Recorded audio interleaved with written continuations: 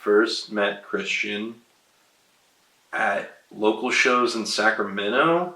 The first time I ever actually hung out with him for any span of time, we were at a show at the Colony. We were talking about band stuff and junk, and I was like, yo, I'll be right back. I'm going to go get Subway. And he was like, hey, if I give you $10, will you get me a meatball marinara on Italian herbs and cheese? And I was like, I can do that. So I went and I bought him a sandwich for whatever reason and came back. And we ate sandwiches together. And that's, I think, the first time I spent any time with him. I met Christian through we toured with Anxious Arms like 6 months ago.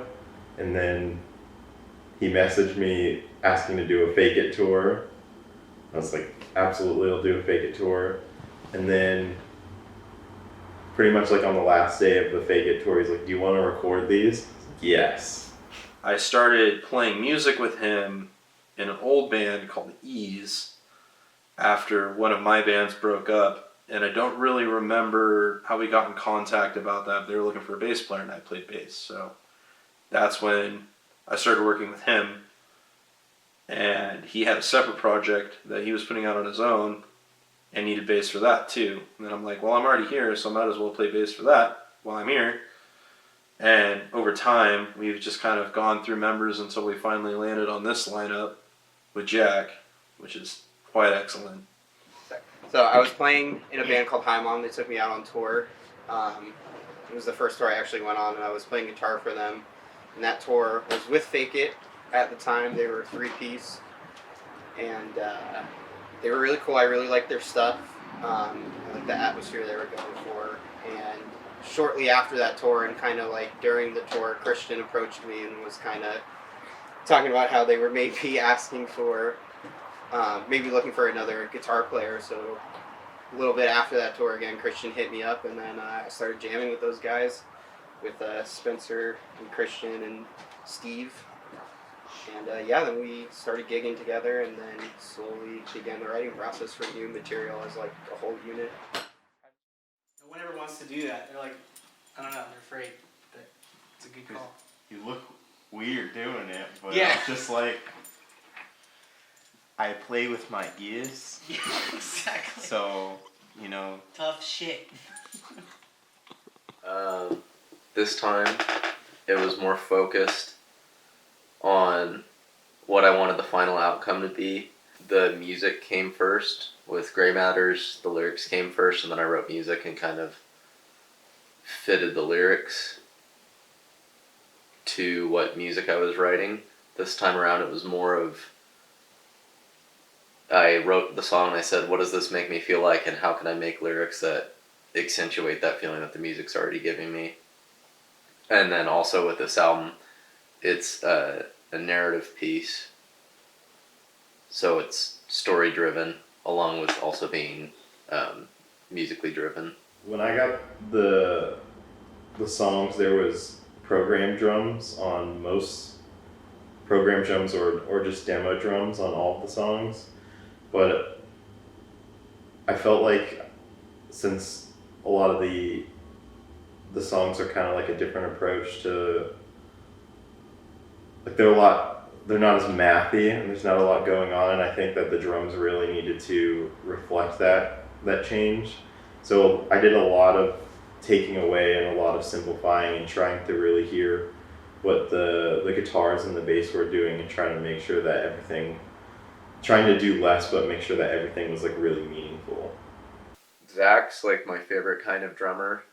He just hits really fucking hard, and he knows his place in the song, which is a big deal with this, what we were going for with this album, just knowing when drums need to just be drums, and then also when drums need to be driving the song. Yeah, and he knocked out drum parts in like 3 or 4 hours. Want me to just go from like right before that? Sure.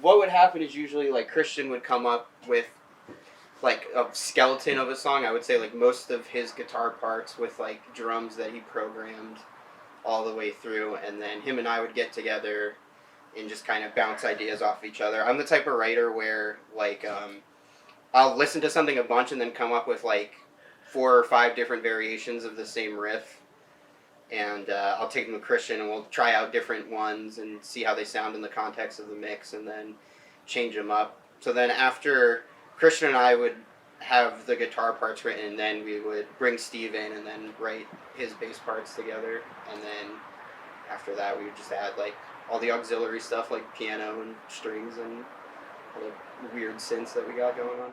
Every part that he brought to the table, we didn't really disagree with. It was like, it wasn't so much that we weren't, able to get a recommendation across, so much as that we didn't really have any. Like, we would hear something and be like, this is awesome, and all it needs are these little tweaks, and it never really compromised the original vision. Like, everything came together very seamlessly.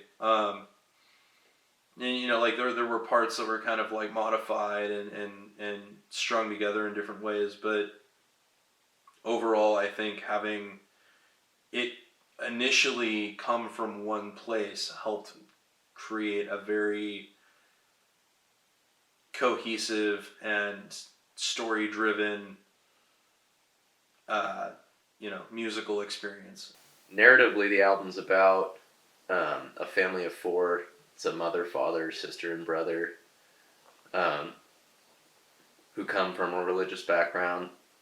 There aren't a whole lot of details. It's a very overarching concept, but it follows their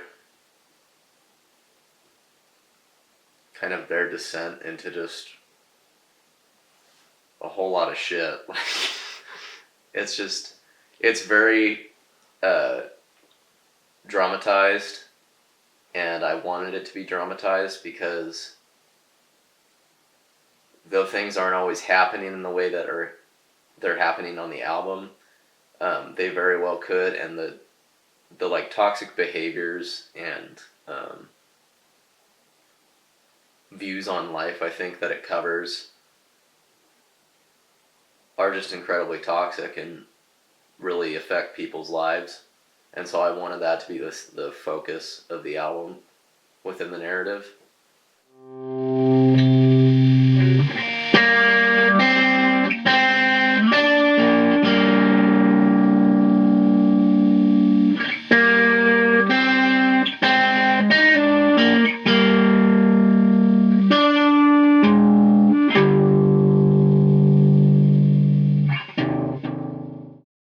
I love Josh. My first experience with Josh was when I was recording my solo projects album, and it was just super flawless. Like, Josh met up with me a couple times beforehand, and we would he really put himself in the position like he was a member of the band, and like really tried to understand the vision. So when we went in with the Fake It songs, it was very much the same thing. Like, him and Christian met up, we all met up as a band and just like talked about the sort of like sonic qualities that we want in our influences, and he just is the type of person that gets it right away and is able to make it happen like very effortlessly. And so working with him in the studio, like whenever somebody would suggest an idea, like we were all on the same page. Like, it wasn't really like a recording thing where we had to like fight each other or argue. It was very seamless. He's very easy to work with, super mellow dude. Hopefully I don't think we annoyed him too much while we were there, but Working with Josh was great. It was super easy. It was one of the easiest tracking experiences I've ever had. He's just so sweet, he was, I say for the most part, on the actual parts, he was like pretty hands off, but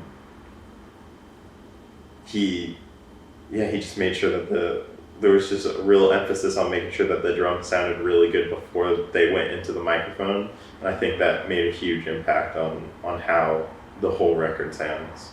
Working with Josh on the record was absolutely fantastic. He is probably the most talented engineer I've ever heard, especially given the resources that he has. Like, he makes records into gold with just blood, sweat, and tears.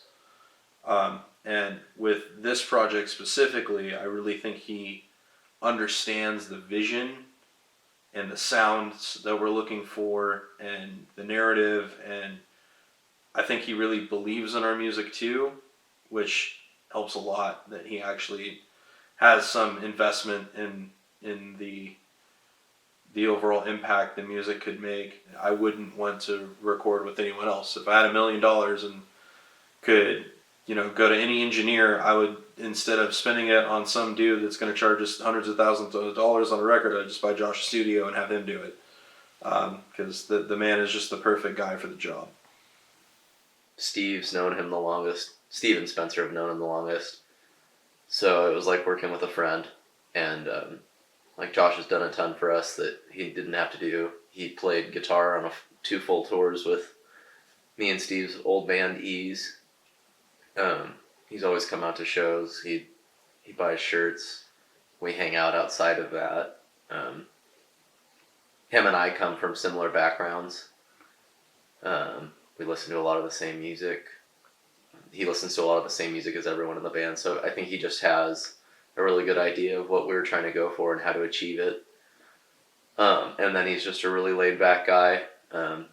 He just kept making pots of coffee and nearly drove me to an anxiety attack while we were recording, because I just lay on the floor and drink coffee while we record. We were really excited because we didn't use any vocal tuning this time around. There are no drum samples.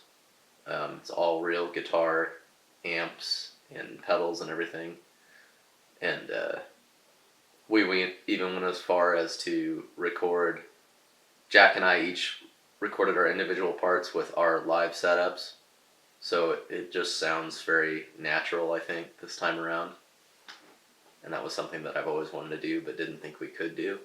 And Josh kind of pushed us to hold ourselves to that standard and try our best to reach that. And lo and behold, we did. So.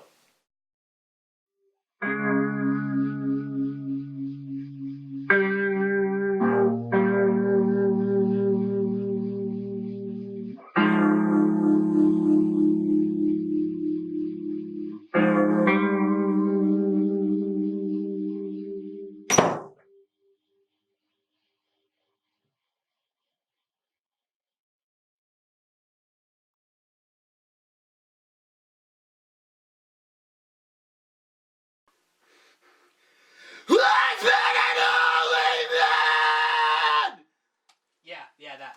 Christ. Bandcamp, they automatically get that version. People would buy the fuck out of it.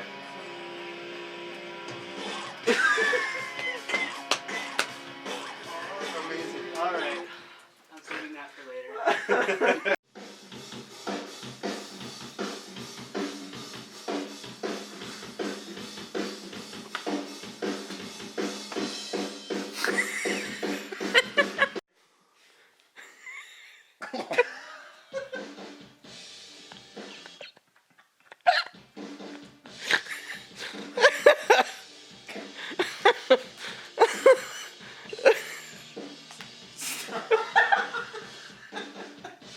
Okay, this is the good one, everybody. Don't touch the other two.